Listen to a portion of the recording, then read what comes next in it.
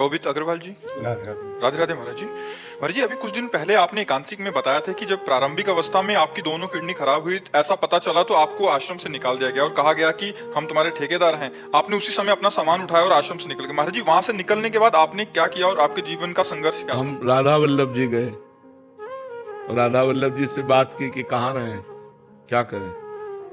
2 घंटा बैठे रहे, क्योंकि हमें विश्वास है कि हमारा बचपन से भगवान के मार्ग में रहना, तो हमने कदम कदम पे भगवान की लीला देखी है, उनकी कृपा देखी है, तो हमें विश्वास है कुछ न कुछ होगा। अगर उन्होंने निकाला है तो किसी न किसी रूप में वो हमारी व्यवस्था करेंगे। अब वृंदावन में हमारा किसी से परिचय नहीं था। 2 घंटा बैठे रहे, आरती हो गई ठाकुर जी की, कोई न संकेत मिला न कोई बात की, तो झोला टांगा बाहर निकले कि फुटपाथ में पड़े रहेंगे। जो ही निकले तो एक संत मिले, तो ऐसे ही राधे राधे करते। तो उनका कहाँ झोला टांगे जा रहे हो, तो बताया। अरे बोले चलो ना, हमारे पास एक कमरा एक्स्ट्रा है। तो काली दह में उन्होंने कमरे में रखा। फिर कुछ दिन हुए तो गोस्वामी जी मिले जो राधा वल्लभ जी के हैं। तो उन्होंने कहा कि बाबा आजकल कहाँ रहते हो? तो हमने कहा पाठक बाबा अपने कमरे। आ जाओ ना हित धाम, कुटिया खाली है। बस हित धाम आ गए।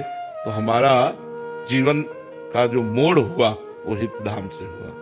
जो जीवन का हमारा परिवर्तन हुआ वो हित धाम से हुआ। 10वें वर्ष हित धाम में रहे। तो एक छोटी सी कुटिया थी, मतलब जिसमें पैर फैलाएं तो दीवार इधर इधर इधर, बस एक बाथरूम जैसी, और ऊपर छत टूटी हुई और बिजली का कनेक्शन नहीं। तो जब 10-12 वर्ष हो गए, हमारा चमत्कार और सब हुआ भगवान का हमारे साथ, मतलब तो हम आश्चर्य माना। तो स्वामिनी कुंज जो बनी थी जिसमें हम सत्संग करते थे, वो सब आपस में मिल करके सब बन गए। हमको पता भी नहीं चला कैसे क्या बन गए। और बस फिर राधा के कुंज बने, तो धीरे धीरे देख ही रहे सब। यहाँ तक ऐसे जीवन यात्रा हुई। हितधाम तक भिक्षा मांग के खाते थे। तो वास की व्यवस्था हितधाम में जब हुई तो वहां से जीवन पलटा हमारा। वहां से जीवन पलटते पलटते अब देखो ये जीवन आ गया कि भगवान समाज की सेवा दे दी। वैसे बैठकर बात करने का, और लाखों लोग प्यार करते हैं।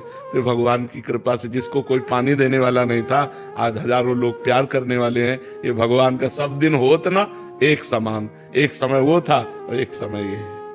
प्रभु, एक छोटा सा प्रश्न है कि जैसे मैं गृहस्थ हूँ और संसार के सारे काम करता हूँ, भजन भी कभी होता है कभी उतना नहीं होता, तो हमेशा ये थोड़ा सा डर लगा रहता है कि कहीं माया एकदम से गिरा ना दे। हाँ, अगर आप समय को समर्पित करते रहे, जैसे 8 से 9 बजे तक आपने जो भी किया उस कर्म को, और 8 से 9 बजे तक के समय को भगवान को समर्पित करते रहे, तो भगवद समर्पण कर्म से आपकी बुद्धि पवित्र होकर भगवान में लग जाएगी।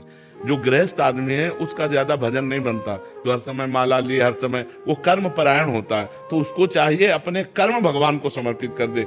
जैसे 8 बजे से 8 बजे तक 12 घंटे नौकरी की, तो 12 घंटे बाद हे करुणा निधान भगवान, हे जगत के स्वामी, आपकी सृष्टि में ये 12 घंटे काम किए, ये 12 घंटे का समय और काम आपके चरणों में समर्पित। तो ये भगवद अर्थ कर्म उसको भगवत प्राप्ति करा देगा।